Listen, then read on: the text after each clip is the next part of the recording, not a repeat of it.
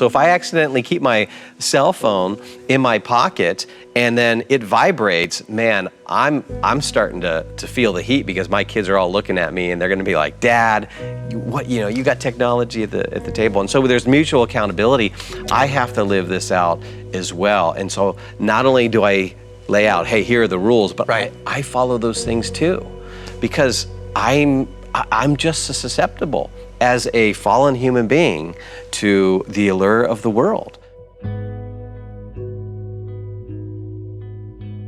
So Brett, we've been talking about technology, social media with our kids, and you talk in your book and at Maven about a family technology plan. Yeah. What does that look like? Well, it looks like a piece of paper. Okay. It's an actual contract. And so with each one of our kids, before we handed over a smartphone, we wanted to have a good discussion about what this thing is, how it can shape us, and then what are some of the boundaries, what are some of the ways that we're going to protect ourselves.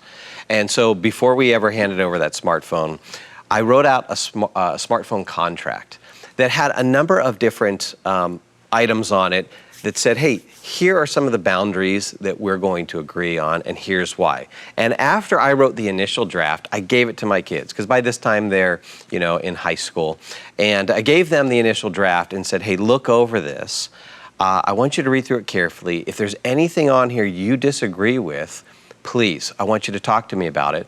But there's one caveat here. You have to give me the reason why. You can't just say, I don't like this one, Dad. You got to give me the reason why. And if it's reasonable, then hey, we're going to change it. And I'll give you my reason, and we'll reason together.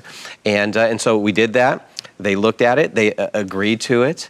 And so I would have them sign it and date it.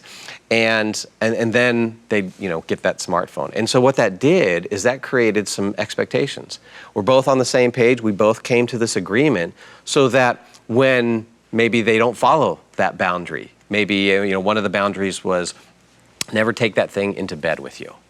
And that's just based upon the research. Young people who take a smartphone to bed with them end up being on their smartphone and social media platforms longer, and it correlates with higher rates of anxiety and depression. You're on that thing later and later and later, the sleep disruption, the lack of sleep. So there's a number of different levels. So that's why you got to get those boundaries out there and agree to them before you ever hand over that device or that social media platform. So that was the first thing that we did. Now, there were different boundaries on that sheet. One was, hey, you don't keep your smartphone in your room at night when it's charging. Because we didn't want our kids to wake up and the first thing in the morning, what do? They reach for their phone. We want them to get up and interact with family, spend time maybe reading the scriptures, doing their devotions, having breakfast, fellowshipping, relating to other human beings. And so what we would do is make sure that we had a central charging station where we would keep all of our devices. And so including mom and dad, keep our devices all out there at that central charging station so that, again, here's just a little boundary, a little way to kind of protect ourselves from that thing taking over our lives. Here's another real practical step. Yeah. Turn off all notifications. Except for the phone and text messaging, those notifications.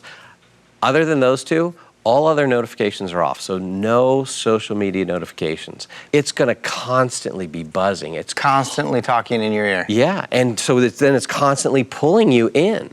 And we don't want that thing to control us. We want to control it. And so that was another very practical step. I find that I'm turning my notifications off on my phone right now. I know that's not how you do it.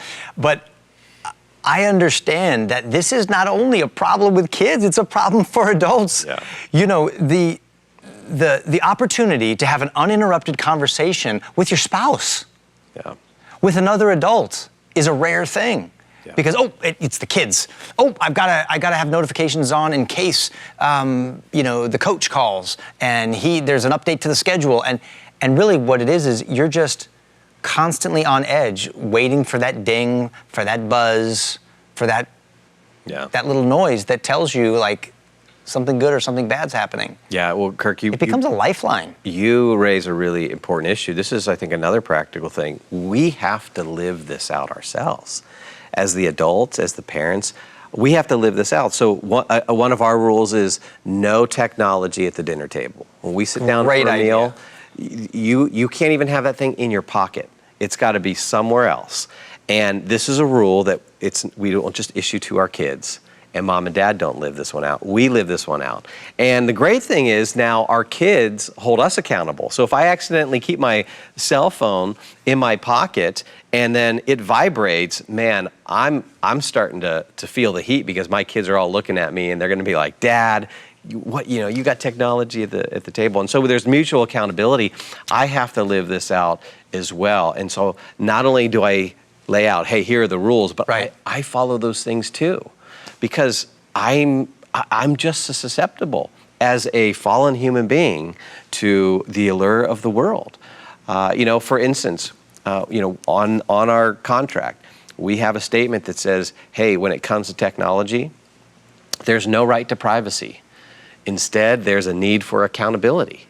And I live by that too. And I tell my kids, look, hey, mom has every one of my passwords to my computers, to my email, to my social media accounts, and anytime she wants to get on any device, she gets to.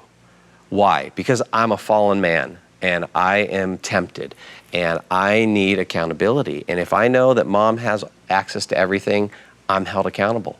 And imagine if I said to mom, hey, what about my right to privacy, honey?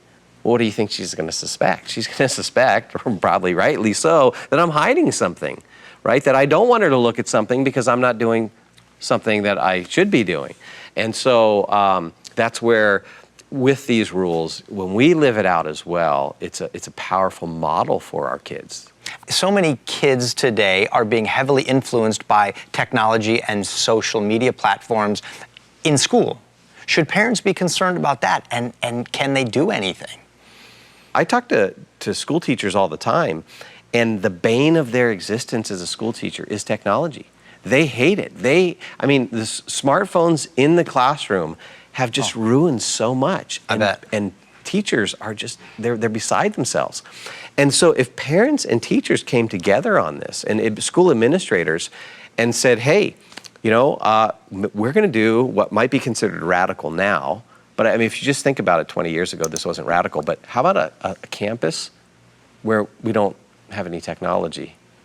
I know people are probably thinking, no, what? That's nuts. Well, hey, that was the case 20 years ago, and the kids survived. And so there's not only the enhancement to learning that would take place, right? But then just think about how that would transform relationships. Right. Because kids now, their relationships are constantly mediated by technology. That means technology is constantly in the way. And so you go to a local fast food place and you see a group of students sitting there, I guarantee you, they're all going to be pulling out their cell phones constantly. You might look at them and they're all looking down at their smartphones at the same time, not even interacting with each other. Right. Imagine, texting each other at the same table rather than talking to them in person. Exactly. All jumping on the same platform, social media platform at the same time when they're sitting right there with each other. Now, remove that technology, what has to happen? They have to talk. They have to talk and relate. And one thing we're finding with young people, they're lonely. Right. They're lonely because technology is actually cutting them off from one another and experiencing the depth of Crazy. relationship that we're designed for.